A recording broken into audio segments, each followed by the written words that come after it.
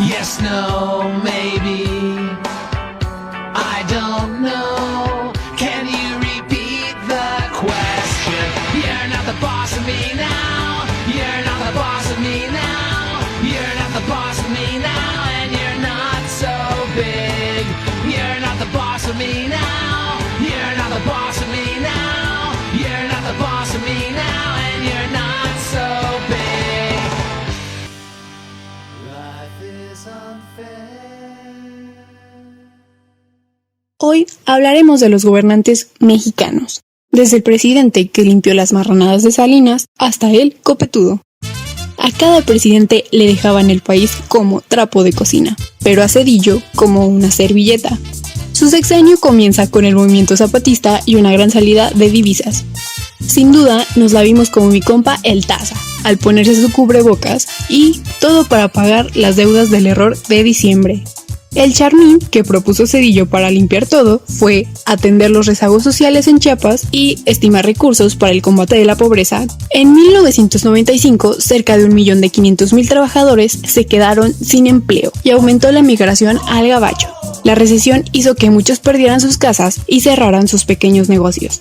Creó un aparato jurídico, económico, informativo para blindar el modelo neoliberal que profundizó para que los próximos 30 años gobernaran los neoliberales. Amén. Al finalizar su sexenio, reconoció la victoria de Fox, el presidente que desaprovechó la oportunidad de hacer un cambio. Al PAN, finalmente le dejaron usar el control del juego para que perdiera al inicio de este. Si el gobierno mexicano de por sí ya estaba feo, con los 2 sexenios del PAN terminaría siendo panzón. Fox gana la presidencia con el 42.5% de los votos, siendo el primer presidente de un partido oponente, acabando con el régimen priista. Un aire fresco y esperanzador para el pueblo mexicano. Pero el que sea nuevo no significa que sea bueno. Las oportunidades desaprovechadas, los errores de principiante cometidos, los pleitos gratuitos y la falta de oficio, además de que se le recordará por haber sido incapaz de explotar el capital político, conseguido por una alternancia sin parangón en América Latina.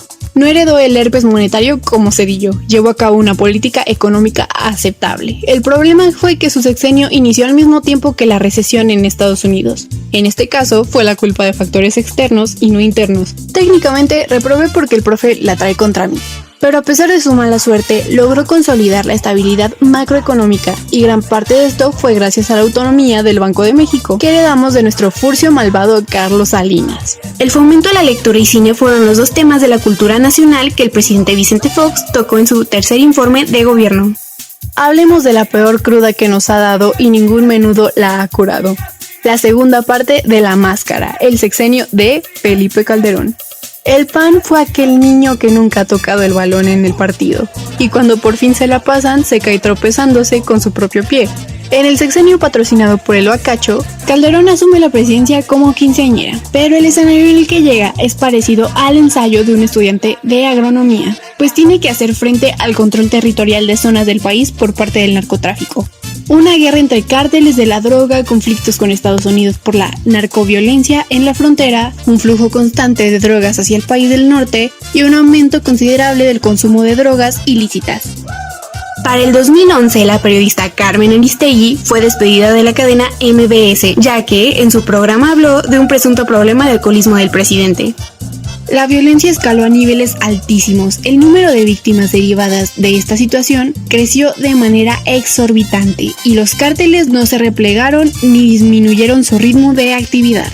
México sangraba y nuestro peloncito se sanaba en la cantina. Pero un momento oscuro y que es parte de la Cuba de Calderón fue el incendio de la guardería ABC. Una noticia buena en todo esto fue que se vivió la inflación más baja de la historia, una acumulación récord de reversas internacionales y una deuda pública estable. Dios quita, pero también da. Bueno, aquí quitó más. Y así concluye el sexenio más sangriento. Y ahora sigue el más pacheco, tan surreal como la comedia de Eric André y tan mala como Adam Sandler. Se consolida el sexenio de Peña Nieto como el Open Mic, donde su rutina no sirvió. Comienza el sexenio de Peña. Los primeros 20 meses de la administración peñista estuvieron marcadas por la implementación de 11 reformas estructurales. Los expertos indican que su ejecución era necesaria para lograr hacer frente a las exigencias globales. Algunos especialistas reiteran que, si bien se esperaba que con la consumación de las reformas se detonara un mayor crecimiento, la corrupción seguía afectando de manera negativa a la economía. Al parecer, el gabinete del presidente eran amigos del Chompiras, igual de ratas como el ratón Miguelito, pero quitándoles lo santo. Este sexenio no fue la excepción en el derrame de sangre a causa de la inseguridad. El sexenio no nos defrauda, ya que tuvo uno de los episodios más emblemáticos en la historia reciente de México, y es la desaparición a la fuerza de los 43 estudiantes de la Normal Rural de Ayotzinapa. Pero si la inseguridad no era suficiente, a pesar de su promesa de regular la publicidad gubernamental, el Copetón gastó casi $2,000 millones en publicidad. El gasolinazo en 2017 comenzó la liberación de los precios de la gasolina. Otra crítica de la administración de Peñafiel era el endeudamiento. Pasó de 33.8% del PIB en el 2012 a 46.4% al cierre del 2017. En diciembre del 2012, el peso mexicano sufrió una devaluación del 65%. El regreso del partido CID fue lo que nos esperábamos: inseguridad y corrupción.